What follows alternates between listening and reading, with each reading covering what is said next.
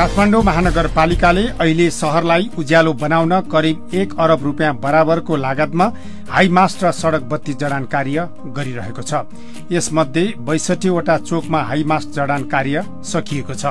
62 वटा चोक मध्ये 21 वटा चोकमा 12.5 मिटरका पोलमा 6 वटा बत्ती जडान गरिएका छन्।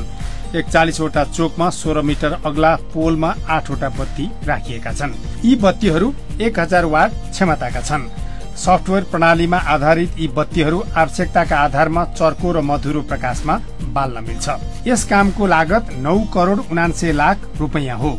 सार्वजनिक खरिद प्रक्रियाबाट 9 करोड 85 लाख 22,144 रुपैयाँमा यो काम सम्पन्न भएको हो। यसपछि रातको समयमा चोकहरूमा यातायात तथा मानवीय आवागमन सहज हुनेछ। शान्ति, सुरक्षा तथा सामाजिक सुरक्षा कायम हुनेछ।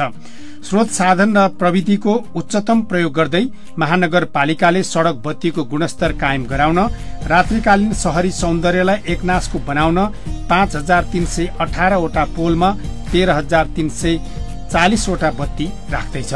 यो काम अहिले सार्वजनिक खरिद प्रक्रियामा छ। यसका लागि 2082 असोज 12 गते सार्वजनिक सूचना प्रकाशित भएको छ। काठमाडौँको भौगोलिक क्षेत्रलाई 4 भागमा विभाजन गरेर काम गर्ने योजना अनुरूप 4 वटै प्याकेजमा प्रक्रिया अगाडि बढेको हो।